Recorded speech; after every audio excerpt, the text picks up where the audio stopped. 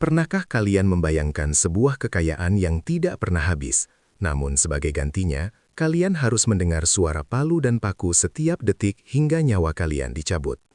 Selamat datang di Misteri Kandang Bubrah. Malam ini, saya berdiri di sebuah titik yang seharusnya tidak ada dalam peta modern manapun. Sebuah desa yang tertelan kabut di kaki gunung yang namanya pun enggan diucapkan warga lokal.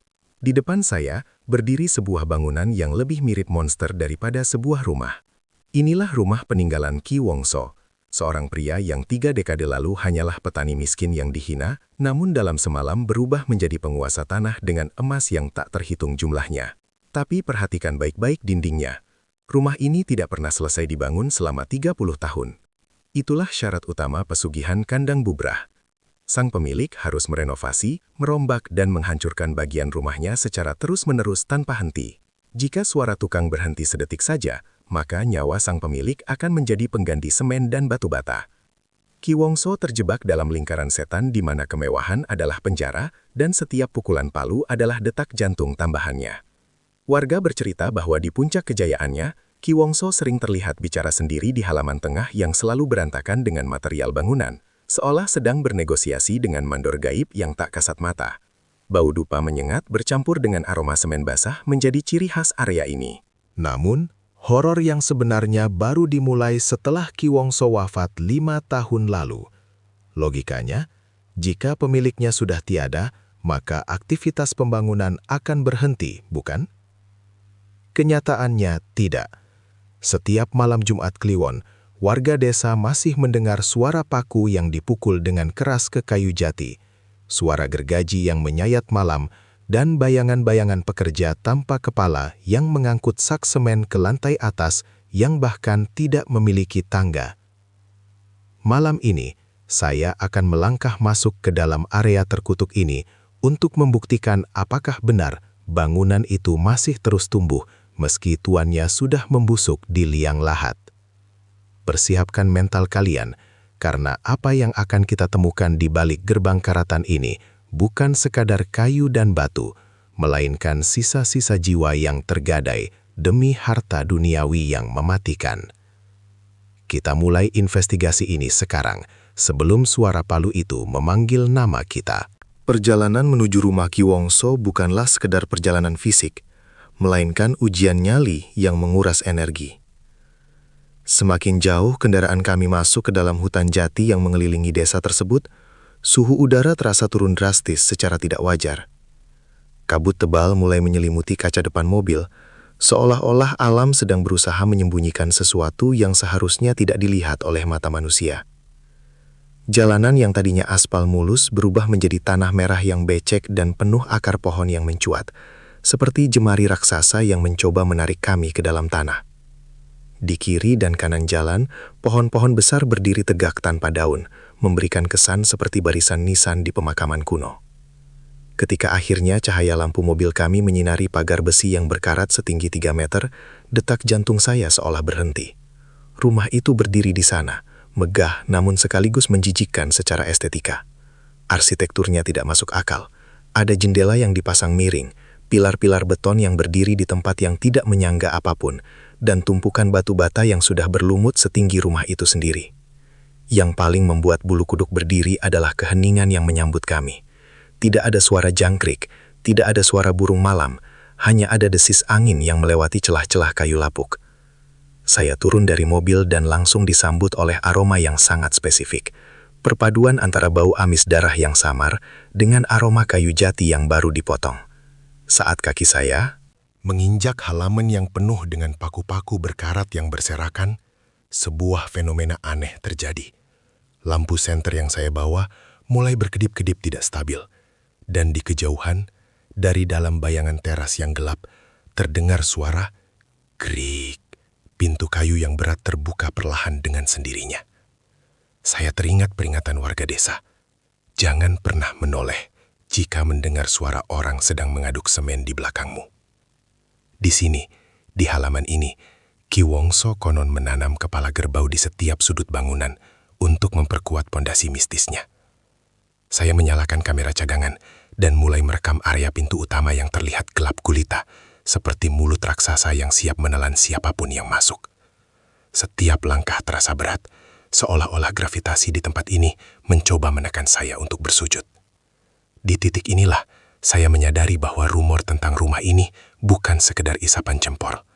Ada energi yang sangat jahat yang memancar dari balik tembok-tembok yang tak pernah selesai ini.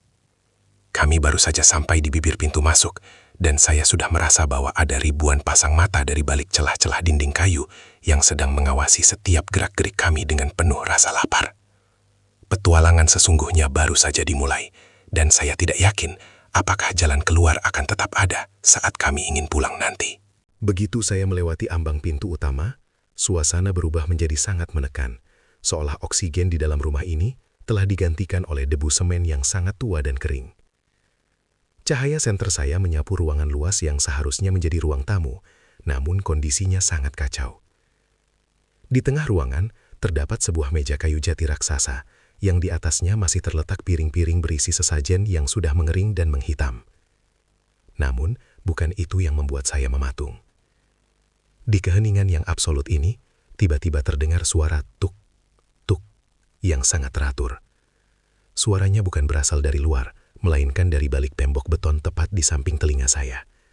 Suaranya sangat nyata, seperti ada seseorang yang sedang memalu paku dengan perlahan namun bertenaga. Saya mencoba menempelkan telinga ke dinding, dan saya bisa merasakan getaran dari setiap hantaman itu. Ini gila. Ki Wongso sudah meninggal bertahun-tahun lalu, tapi dinding ini bergetar seolah ada aktivitas konstruksi besar di dalamnya. Saya mengarahkan kamera ke sudut langit-langit, dan di sana saya melihat kejanggalan arsitektur yang paling mengerikan. Ada puluhan palu tua yang dipaku mati ke plafon kayu, semuanya menghadap ke bawah, seolah-olah plafon itu sendiri adalah lantai bagi makhluk yang berjalan terbalik. Saat saya berjalan lebih dalam, sepatu saya menginjak sesuatu yang lunak. Ketika saya sorot ke bawah, itu bukan tanah, melainkan hamparan rambut manusia yang dijalin bersama paku-paku kecil, menutupi sebagian lantai marmer yang belum selesai. Bau amis yang tadi saya rasakan di luar sekarang menjadi berkali-kali lipat lebih kuat, bercampur dengan bau bangkai tikus yang menyengat. Tiba-tiba, suara palu itu berhenti. Sunyi yang tercipta setelahnya jauh lebih menakutkan daripada suara berisik tadi. Dalam kesunyian itu, terdengar suara seretan berat di lantai atas. Srrt, srrt. Seperti seseorang sedang menyeret karung yang sangat berat, atau mungkin tubuh manusia. Saya mendongak ke arah lubang besar di plafon yang seharusnya menjadi tempat tangga, namun tidak ada tangga di sana. Yang ada hanyalah seutas tali tambang besar yang menjuntai ke bawah dengan ujung yang membentuk simpul jerat. Di saat itulah, suhu ruangan turun hingga napas saya mengeluarkan uap dingin. Saya merasa seolah-olah ruangan ini sedang bernapas, dinding-dindingnya seakan menyempit perlahan untuk mengunci saya di dalam. Saya menyadari bahwa rumah kandang bubrah ini bukan sekedar bangunan, tapi ia adalah organisme hidup yang terus menuntut tumbal agar renovasinya tidak pernah berhenti. Di balik kegelapan koridor menuju dapur, saya melihat sepasang mata merah yang berkedip sangat rendah, sejajar dengan lantai. Seolah ada sesuatu yang sedang merangkak mendekat ke arah saya dengan kecepatan yang mengerikan. Saya tidak boleh diam, saya harus terus bergerak sebelum saya menjadi bagian dari pondasi rumah ini selamanya. Langkah saya terhenti ketika koridor di depan saya seolah memanjang secara tidak wajar di bawah cahaya senter yang mulai meredup. Saya mencoba mengabaikan sepasang mata merah yang tadi terlihat merangkak, namun suara seretan dari lantai atas kini berpindah ke balik dinding kayu di sebelah kanan saya. Disinilah saya menemukan keanehan yang paling tidak masuk akal dari pesugihan kandang bubrah. Dinding-dinding ini tidak dibangun dari bata dan semen biasa. Saat saya menyentuh permukaannya, teksturnya terasa hangat dan sedikit kenyal, seolah-olah ada sesuatu yang berdenyut di baliknya. Warga desa pernah bercerita bahwa Ki Wongso sering membawa pulang tanah dari pemakaman orang-orang yang meninggal secara tidak wajar untuk dicampur ke dalam adonan semennya. Saya mengarahkan kamera ke arah sebuah celah di dinding kayu yang setengah terbuka, dan apa yang saya temukan di dalamnya membuat perut saya mual. Di sela-sela rangka kayu jati itu, terselip kain kafan kusam yang membungkus sesuatu yang menyerupai tulang belulang manusia. Ini bukan sekedar renovasi rumah, Ini adalah pembangunan makam raksasa yang menyamar sebagai hunian mewah. Tiba-tiba, suara palu yang tadi sempat berhenti meledak kembali dengan intensitas yang luar biasa keras. Dak, dak. Kali ini suaranya berasal dari bawah kaki saya, tepat di bawah lantai marmer yang saya injak. Lantai itu bergetar hebat, membuat beberapa ubin retak dan mengeluarkan cairan hitam kental yang berbau busuk. Saya panik dan mencoba mundur. Namun, koridor di belakang saya entah bagaimana telah tertutup oleh tumpukan material bangunan yang baru saja muncul tanpa suara. Saya terjebak di dalam koridor sempit yang semakin lama semakin terasa pengap. Di ujung lorong, saya melihat sosok bayangan tinggi kurus dengan leher yang miring ke samping, berdiri diam sambil memegang sebuah martil besar yang berlumuran cairan hitam. Sosok itu tidak memiliki wajah, hanya lubang gelap di bagian mata yang memancarkan kebencian murni. Dia mulai memukul-mukul tiang penyangga rumah dengan ritme yang mencekam. Dan setiap kali martil itu menghantam kayu, saya merasakan sakit yang tajam di bagian dada saya, seolah-olah jantung saya ikut dipukul olehnya. Inilah mandor gaib yang bertugas memastikan renovasi tidak pernah berhenti. Dia tidak butuh istirahat, dia tidak butuh upah. Dia hanya butuh energi kehidupan untuk terus membangun istana terkutuk ini. Cahaya senter saya tiba-tiba mati total, meninggalkan saya dalam kegelapan yang paling pekat yang pernah saya rasakan. Dalam kegelapan itu, saya bisa mendengar napas berat yang berbau tanah kuburan tepat di belakang tengkuk saya, disusul oleh bisikan parau yang bertanya, "Paku mana yang harus aku tancapkan di jantungmu?" Saya tahu, jika saya tidak menemukan jalan keluar sekarang, besok pagi warga desa akan menemukan satu lagi pilar beton baru di rumah ini, dengan nama saya tertulis secara gaib di dalamnya. Dalam kegelapan total itu, saya hanya bisa mengandalkan indera pendengaran saya, yang kini menangkap suara desis aneh, seperti ribuan ular yang merayap di atas tumpukan uang kertas. Tiba-tiba, sebuah cahaya redup berwarna hijau pucat muncul dari balik sebuah pintu besi yang sedikit terbuka di ujung koridor bawah tanah. Dengan tangan gemetar, saya memaksa kaki saya melangkah menuju sumber cahaya itu. Saat pintu terbuka, saya menemukan sebuah ruangan yang tidak seharusnya ada di dalam rumah tinggal. Ruangan itu berbentuk lingkaran sempurna, dengan lantai yang digali lebih dalam, membentuk sebuah cekungan seperti kawah kecil. Di tengah-tengahnya, terdapat sebuah kursi kayu jati yang diukir dengan motif wajah-wajah manusia yang sedang berteriak kesakitan. Di atas kursi itu, tersampir pakaian kebesaran Ki Wongso yang masih tampak baru, namun di bawahnya, ribuan koin emas kuno berserakan bercampur dengan paku-paku berkarat dan potongan jari manusia yang sudah mengering. Inilah pusat dari pesugihan Kandang Bubrah.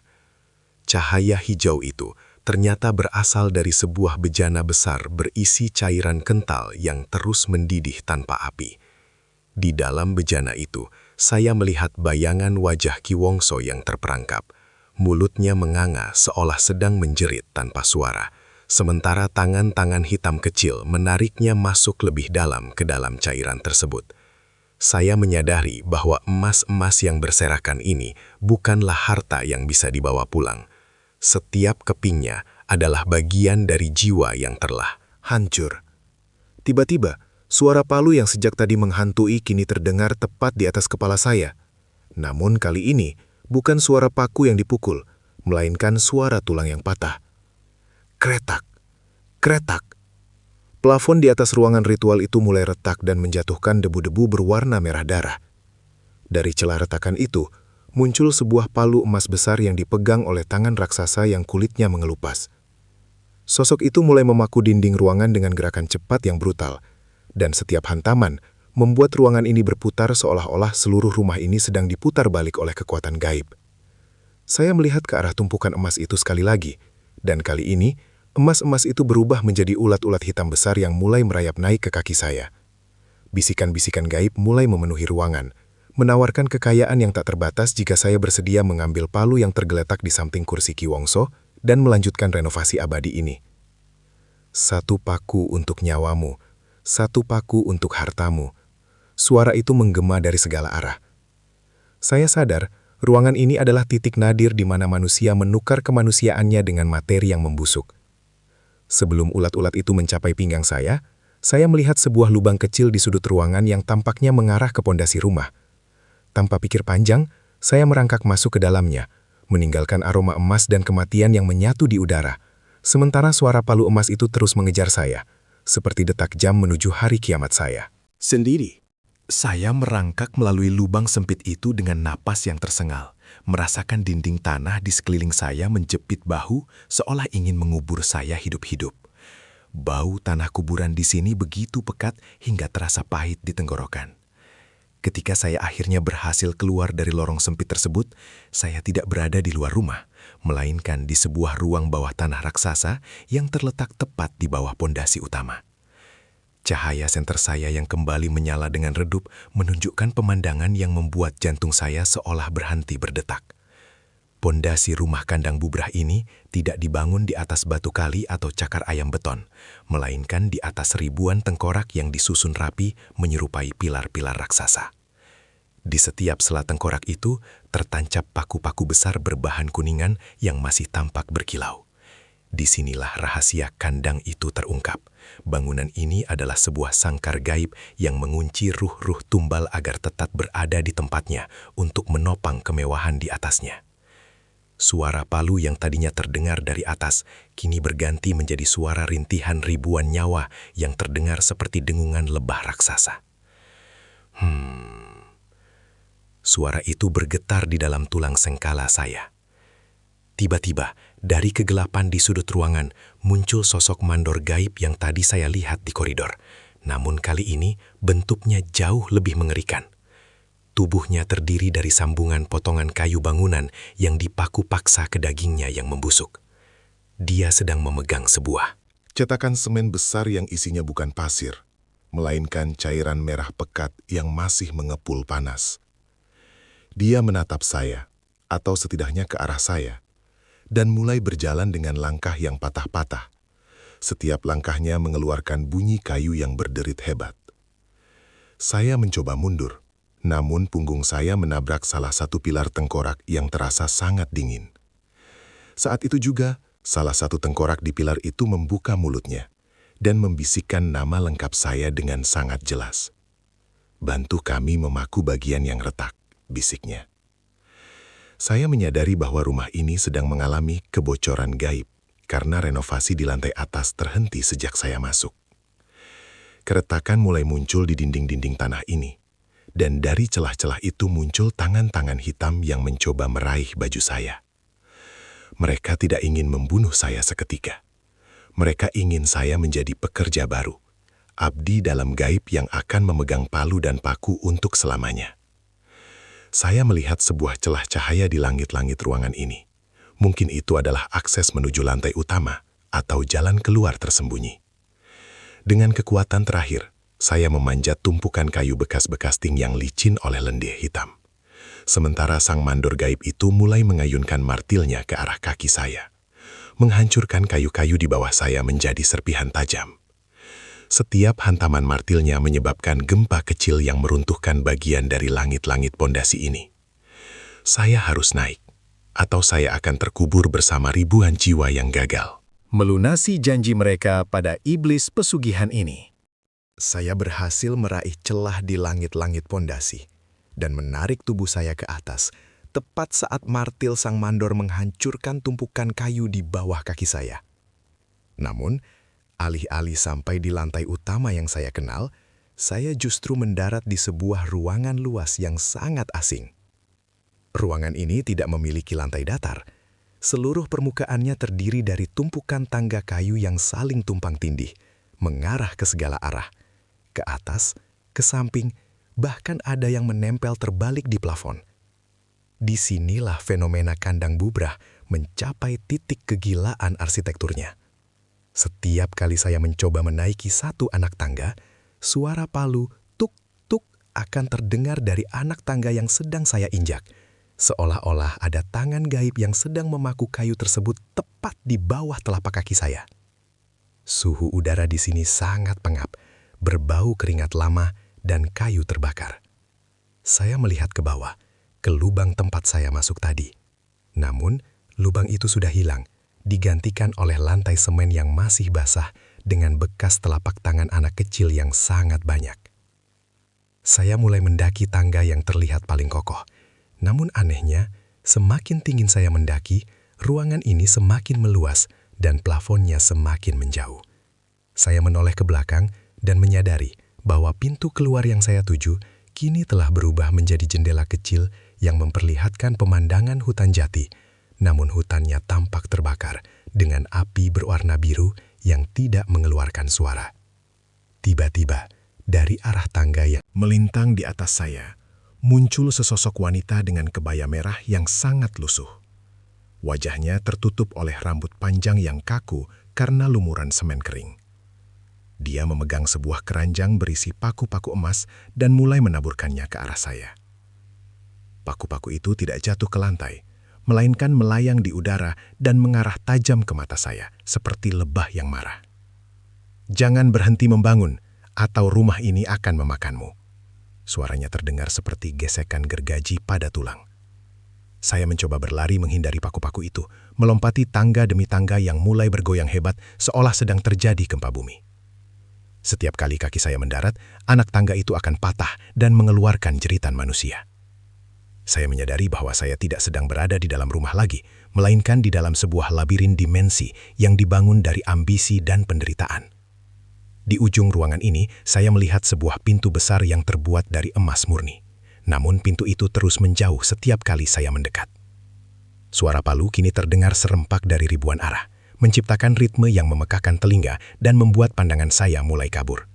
Saya harus mencapai pintu itu sebelum ruangan tangga ini runtuh dan melemparkan saya kembali ke pondasi tengkorak di bawah sana. Dengan sisa tenaga, saya melompat ke arah sebuah tangga gantung yang berayun di tengah ruangan. Sementara bayangan wanita berkebaya merah itu mulai merangkak di dinding dengan gerakan patah-patah yang mengerikan, mengejar Saya dengan mulut yang terbuka lebar, penuh dengan paku-paku tajam. Saya berhasil mendarat di tangga gantung yang berayun itu. Sementara wanita berkebaya merah tadi melesat melewati saya dan menghilang ke dalam kegelapan plafon. Ayunan tangga ini membawa saya ke sebuah balkon tersembunyi yang menghadap ke sebuah aula besar yang belum pernah saya lihat sebelumnya.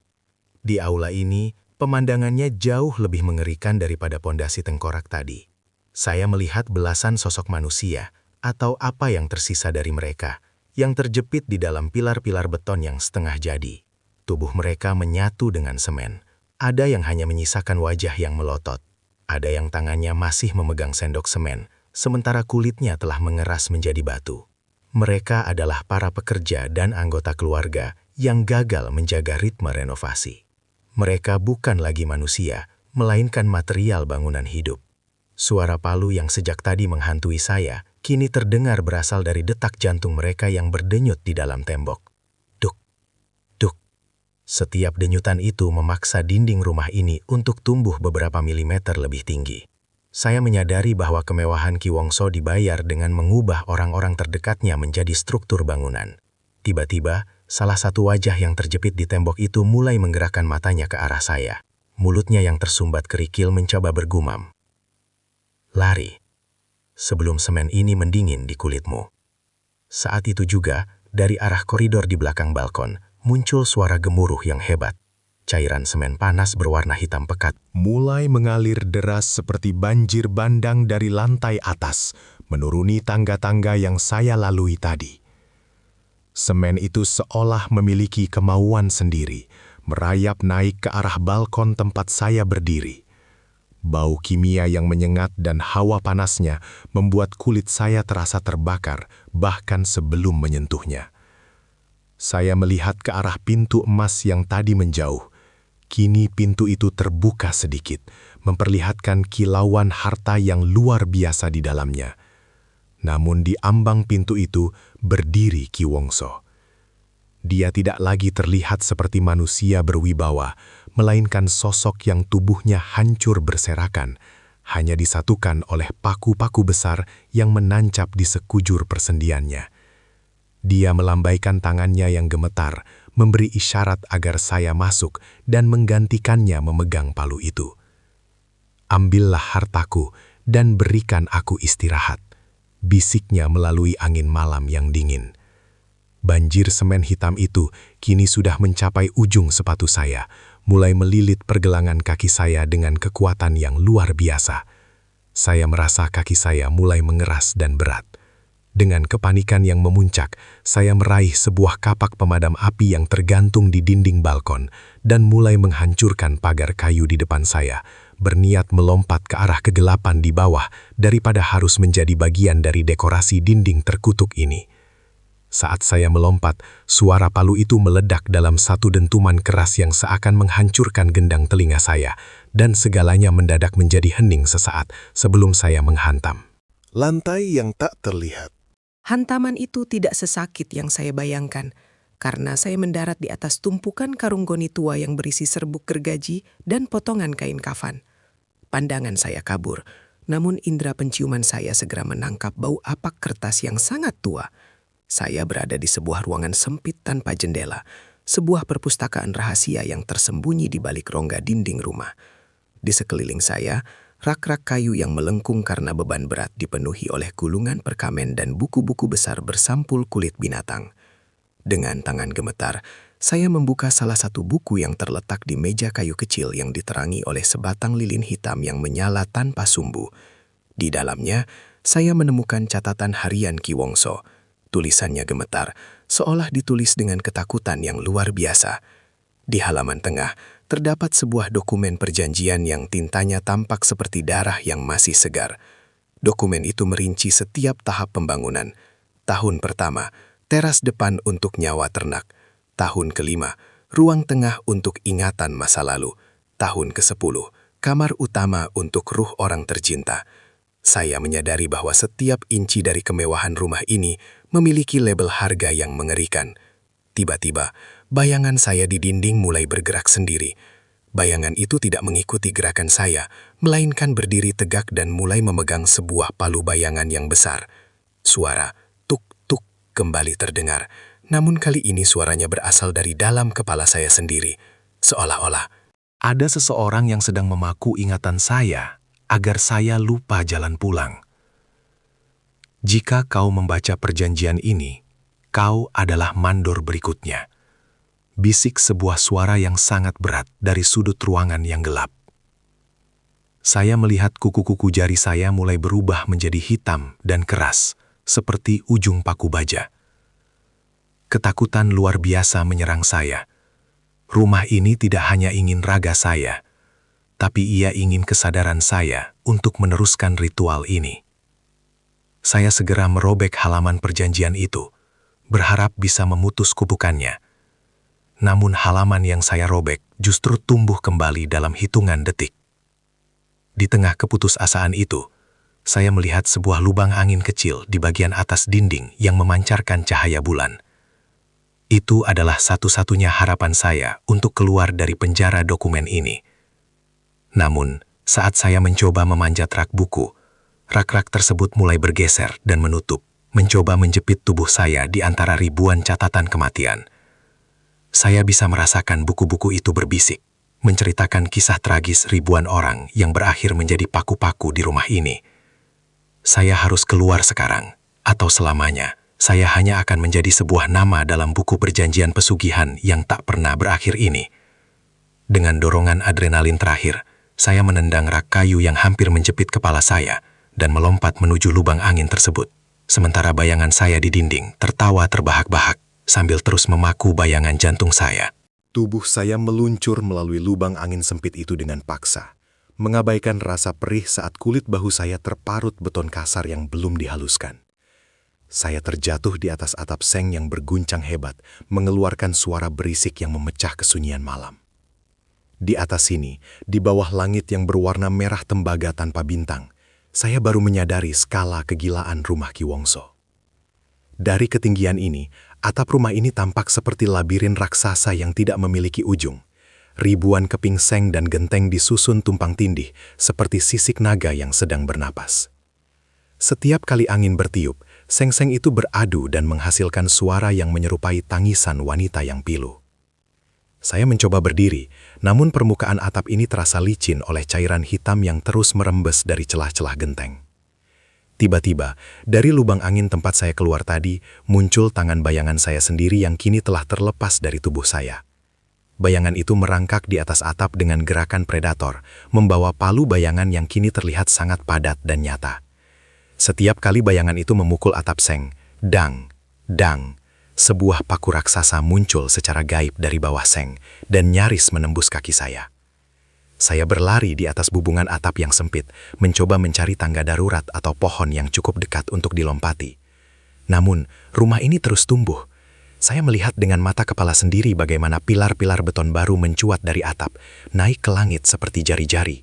Raksasa yang mencoba mencengkram bulan. Suara palu yang tadinya hanya terdengar dari dalam rumah, kini menggema dari seluruh penjuru mata angin, menciptakan simfoni kematian yang memekakan telinga. Di ujung atap, saya melihat sosok Ki Wongso berdiri tegak. Tubuhnya yang hancur kini dibalut oleh jubah emas yang terbuat dari ribuan keping koin pesugihan. Dia memegang sebuah paku emas raksasa yang ujungnya diarahkan tepat ke jantung saya. Renovasi ini membutuhkan puncak. Suaranya menggelegar di antara suara petir tanpa hujan. Dan kepalamu akan menjadi hiasan tertingginya. Saya menyadari bahwa tidak ada jalan turun yang mudah. Rumah ini adalah organisme yang ingin terus meninggi hingga mencapai langit terkutuknya sendiri. Saat bayangan saya mulai mencengkeram pergelangan kaki saya dengan tangan hitamnya yang dingin, saya melihat sebuah katrol bangunan tua yang masih tergantung di salah satu pilar baru. Tanpa pilihan lain, saya melompat ke arah tali katrol tersebut, meluncur turun melewati dinding-dinding rumah yang kini tampak dipenuhi oleh wajah-wajah manusia yang menangis di balik lapisan semen transparan. Angin kencang menghantam wajah saya, dan di bawah sana, kegelapan total menunggu seperti mulut terbuka yang siap menelan sisa hidup saya. Saya hanya bisa berdoa bahwa tanah yang akan saya pijak nanti adalah tanah bumi yang nyata, bukan lagi lantai marmer hasil perjanjian iblis kandang bubra. Tali katrol itu membakar telapak tangan saya saat saya meluncur turun dengan kecepatan yang mengerikan. Namun, sebelum saya mencapai tanah, tali itu putus dengan suara dentuman keras, melemparkan tubuh saya menghantam dinding luar yang anehnya terasa lunak seperti daging.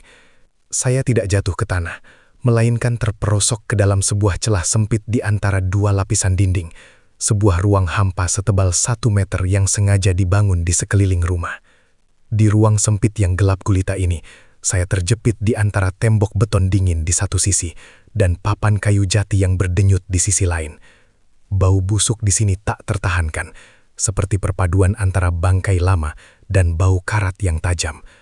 Saat saya mencoba merangkak di dalam celah tersebut, senter saya menyorot ribuan kabel yang ternyata bukan kabel listrik, melainkan urat-urat hitam yang menghubungkan setiap sudut rumah ini. Tiba-tiba, suara palu tuk-tuk terdengar sangat dekat, tepat di balik papan kayu di depan wajah saya. Sebuah ujung paku baja berukuran besar tiba-tiba menembus papan tersebut, nyaris melubangi dahi saya. Disusul paku kedua, ketiga, hingga puluhan paku mulai menghujam masuk ke ruang hampa ini secara membabi buta.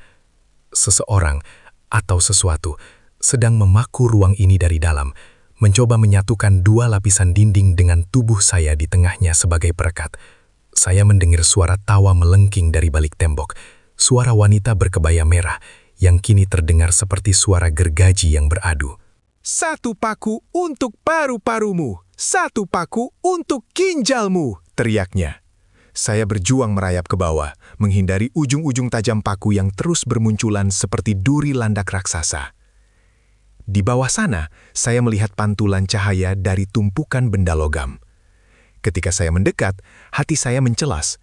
Itu adalah tumpukan barang-barang pribadi milik para korbannya. Jam tangan, ponsel yang layarnya sudah pecah, dan dompet-dompet yang isinya telah berubah menjadi daun kering.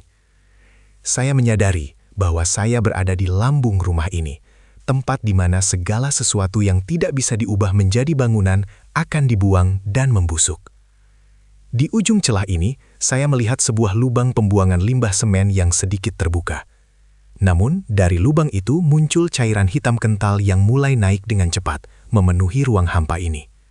Cairan itu bukan semen biasa, melainkan lumpur hisap gaib yang menarik saya masuk lebih dalam ke fondasi rumah. Jika saya tidak keluar dalam hitungan detik, saya akan menjadi bagian dari rongga dinding ini, selamanya terjebak dalam kegelapan sebagai saksi bisu pembangunan abadi yang tak pernah mengenal kata cukup. Dengan sisa tenaga, saya menendang salah satu papan kayu yang tampak lapuk, berharap ada celah yang membawa saya keluar ke halaman rumah yang nyata. Tendangan terakhir saya berhasil menghancurkan papan jati yang lapuk itu, dan saya terjatuh keluar dari rongga dinding, mendarat di atas tumpukan pasir kasar yang terasa seperti ribuan serpihan kaca. Saya mengira akhirnya saya sampai di halaman rumah, namun harapan itu sirna saat saya melihat ke sekeliling.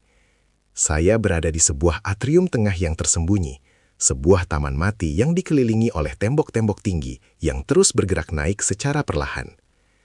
Di tengah atrium ini berdiri sebuah pohon besar yang seluruh batangnya bukan terbuat dari kayu, melainkan dari ribuan tulang manusia yang dipaku menjadi satu, membentuk struktur yang menyerupai menara pengawas. Di atas menara itu, duduklah sosok yang selama ini menjadi sumber suara palu yang menghantui saya, Sang Mandor Agung. Sosoknya bukan lagi manusia atau bayangan, melainkan raksasa yang tubuhnya terdiri dari kumpulan alat-alat pertukangan kuno yang berkarat. Kepalanya adalah sebuah martil godam besar dengan satu mata merah yang menyala di tengahnya. Setiap kali dia menggerakkan tubuhnya, terdengar suara gesekan logam yang memilukan telinga. Dia memandang saya dengan kebencian yang murni, lalu dengan satu ayunan tangannya, dia melempar sebuah linggis raksasa yang menancap tepat di depan kaki saya, menyebabkan tanah retak dan mengeluarkan asap belerang. Waktunya telah tiba untuk memasang ubin terakhir. Suaranya menggema seperti runtuhan gedung. Dan kulitmu adalah pola yang sempurna untuk lantai ini. Tiba-tiba, tanah di bawah saya mulai bergerak. Ribuan paku kecil mulai mencuat dari dalam pasir, mencoba menembus telapak sepatu saya dan mengunci saya di tempat. Saya melihat ke arah tembok tinggi di sekeliling saya. Wajah-wajah para tumbal yang terjepit di sana kini mulai berteriak serempak, menciptakan gelombang suara yang membuat pandangan saya menjadi hitam. Di saat kritis ini, saya melihat sebuah pintu kecil di bawah menara tulang itu, sebuah pintu yang tampak sangat tua dan bersahaja, berbeda dengan kemewahan rumah ini. Itu adalah pintu menuju kamar dasar, tempat di mana perjanjian pertama kali diucapkan. Sang Mandor Agung mulai turun dari menaranya dengan gerakan yang sangat cepat meskipun tubuhnya berat. Setiap langkahnya menghancurkan lantai marmer di sekitarnya. Saya tahu, satu-satunya cara untuk mengakhiri kegilaan ini adalah dengan masuk ke dalam pintu itu dan menghancurkan kontrak asli yang mengikat seluruh rumah ini. Dengan sisa adrenalin yang membakar otot, saya berlari zigzag menghindari paku-paku raksasa yang jatuh dari langit-langit atrium seperti hujan meteor baja. Sang Mandor Agung mengayunkan martil godamnya ke arah saya, menghancurkan pilar di samping saya menjadi debu. Saya melompat melewati reruntuhan itu, meraih gagang pintu kayu tua itu, tepat saat tangan logam raksasa Sang Mandor nyaris mencengkram leher saya. Dinginnya gagang pintu itu terasa seperti es, namun di dalamnya saya merasakan denyut nadi kehidupan yang asli, sebuah jalan keluar, atau mungkin jebakan terakhir yang paling mematikan. Saya membanting pintu kayu tua itu dan langsung disambut oleh kesunyian yang begitu pekak hingga telinga saya berdenging. Kontras yang luar biasa. Tidak ada suara palu, tidak ada teriakan tumbal, hanya ada suara tetesan air yang jatuh ke lantai batu. Saya berada di kamar dasar, sebuah ruangan kecil berukuran 3 x 3 meter yang merupakan fondasi pertama dari seluruh istana terkutuk ini. Di tengah ruangan terdapat sebuah meja kayu sederhana dengan satu buah lilin putih yang apinya berwarna hitam pekat. Di atas meja itu tergeletak sebuah palu kayu kecil yang tampak sangat rapuh, namun memancarkan aura kegelapan yang sangat kuat. Inilah alat yang digunakan Ki Wongso untuk memaku kontrak pertamanya dengan iblis kandang bubrah. Saat saya mendekat, dinding-dinding ruangan ini mulai menampilkan proyeksi ingatan masa lalu. Saya melihat sosok Ki Wongso muda yang sedang menangis kelaparan di atas meja ini, sebelum sebuah tangan hitam besar muncul dari lantai dan menyodorkan palu tersebut.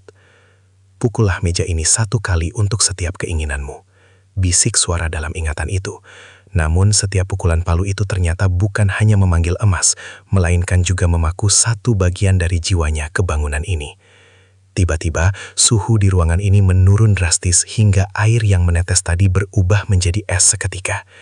Di sudut ruangan, muncul sosok Ki Wongso dalam bentuk paling aslinya. Seorang pria tua yang kurus kering dengan ribuan paku yang menembus kulitnya, seolah-olah dia sendiri Adalah sebuah papan bangunan. Matanya putih tanpa pupil, menatap saya dengan keputusasaan yang mendalam. Hancurkan palu itu. Suaranya terdengar seperti bisikan angin di antara lubang kunci. Hanya dengan menghancurkan alat aslinya, renovasi ini akan berhenti. Tapi ingat, jika rumah ini runtuh, ia akan membawa semua yang ada di dalamnya ke neraka. Saya melihat ke arah palu kayu di atas meja.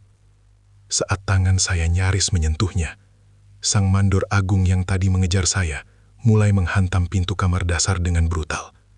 Brak, brak, brak. Pintu kayu tua itu mulai retak, dan paku-paku baja raksasa mulai menembus masuk melalui celah-celahnya, mencoba meraih tubuh saya. Saya menyadari bahwa Sang Mandor adalah pelindung dari kontrak ini. Dia tidak akan membiarkan siapapun menyentuh sumber kekuatannya. Di saat yang sama, emas dan harta yang saya lihat di ruangan sebelumnya mulai mencair dan mengalir masuk ke ruangan ini seperti lava yang panas, mencoba menenggelamkan saya bersama kenangan pahit Ki Wongso.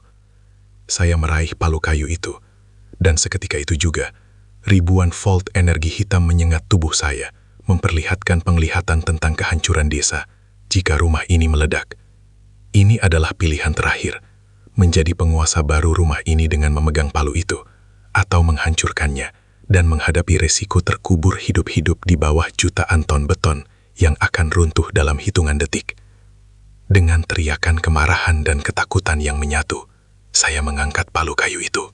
Tinggi-tinggi, sementara pintu di belakang saya hancur total dan Sang Mandor Agung masuk dengan martil godamnya yang siap menghancurkan kepala saya.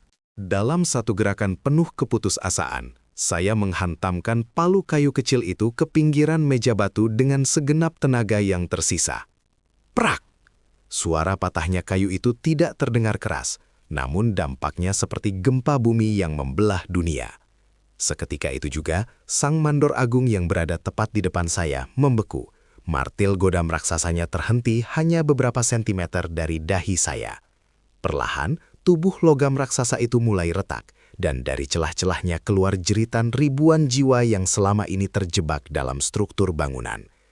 Cahaya hitam pekat meledak dari pusat palu yang hancur, merambat ke seluruh dinding kamar dasar, membakar setiap jengkal perjanjian berdarah yang pernah tertulis.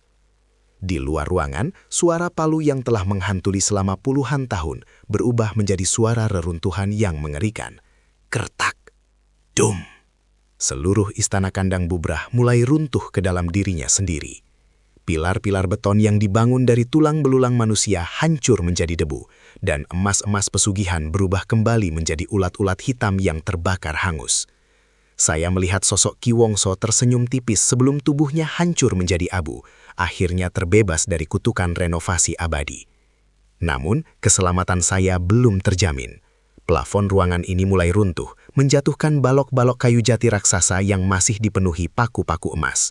Seluruh rumah ini seolah-olah memiliki kesadaran terakhir untuk membawa siapapun yang ada di dalamnya menuju liang lahat bersamanya. Semen hitam yang tadi mengalir mulai mengeras dengan sangat cepat, mencoba mengunci kaki saya di lantai yang sedang amblas ke bawah. Saya berlari melompati reruntuhan, menuju ke arah lubang besar yang tercipta di dinding luar akibat hancurnya menara tulang. Di luar sana saya bisa melihat fajar mulai menyingsing. Namun langit masih tertutup debu pekat dari bangunan yang tumbang. Setiap langkah yang saya ambil terasa seperti mujizat. Setiap kali kaki saya mendarat, lantai di belakangnya langsung lenyap ditelan kegelapan pondasi bawah tanah. Saya melihat Sang Mandor Agung hancur total, berubah menjadi tumpukan alat pertukangan berkarat yang tidak lagi memiliki nyawa. Tidak ada lagi suara palu. Yang ada hanyalah suara gemuruh kehancuran dan napas saya yang memburu. Saya harus mencapai batas pagar rumah sebelum seluruh area ini tertutup oleh tanah yang amblas.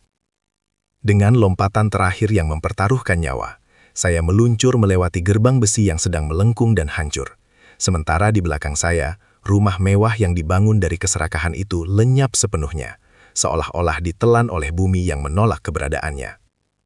Saya jatuh tersungkur di atas tanah merah yang basah, sementara debu semen menyelimuti segalanya dalam kesunyian yang mematikan. Istana itu hilang, namun luka di jiwa saya baru saja dimulai. Saya terbaring di atas tanah merah yang dingin, dengan paru-paru yang terasa terbakar oleh debu semen, dan mata yang perih menatap langit fajar yang perlahan memutih.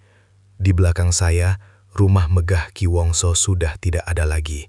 Yang tersisa hanyalah sebuah lubang raksasa di tanah, seolah-olah bumi baru saja melakukan operasi pengangkatan tumor ganas yang selama 30 tahun tumbuh di atasnya. Tidak ada suara palu, tidak ada rintihan tumbal, hanya kesunyian pagi yang terasa sangat asing dan menakutkan. Saat saya mencoba berdiri, saya merasakan sesuatu yang keras di dalam saku jaket saya. Dengan tangan gemetar, saya merogohnya dan menemukan sebuah paku emas kecil, satu-satunya benda yang tersisa dari rumah itu. Paku itu terasa panas, seolah-olah masih menyimpan sisa-sisa ambisi dan penderitaan yang membangun istana tadi. Saya segera melempar paku itu ke dalam lubang reruntuhan, menyadari bahwa sekecil apapun sisa dari pesugihan ini, ia tetaplah racun bagi siapapun yang menyentuhnya. Warga desa mulai berdatangan dengan wajah pucat, menatap kosong ke arah lahan yang kini rata dengan tanah. Mereka tidak bersorak, mereka justru berbisik-bisik ketakutan, karena mereka tahu bahwa meskipun bangunannya sudah runtuh, hutang gaib yang ditinggalkan Ki Wongso mungkin belum sepenuhnya lunas. Pesugihan kandang bubrah mengajarkan kita sebuah kebenaran pahit, bahwa keserakahan manusia seringkali membangun penjara bagi dirinya sendiri dengan tembok yang tidak akan pernah selesai. Dikerjakan. Kekayaan yang menuntut renovasi abadi sebenarnya hanyalah cara halus iblis untuk memastikan korbannya tidak pernah memiliki waktu untuk bertobat. Saya meninggalkan desa itu saat matahari mulai naik, namun setiap kali saya mendengar suara tukang bangunan memaku kayu di kejauhan, jantung saya akan berdegup kencang dan keringat dingin akan mengucur. Saya tidak akan pernah bisa melihat rumah mewah dengan cara yang sama lagi. Di balik kemegahan pilar dan keindahan marmer, mungkin saja ada jeritan yang dipendam oleh semen dan nyawa yang dipaku mati demi sebuah gengsi. Terima kasih telah mengikuti perjalanan paling gelap dalam hidup saya.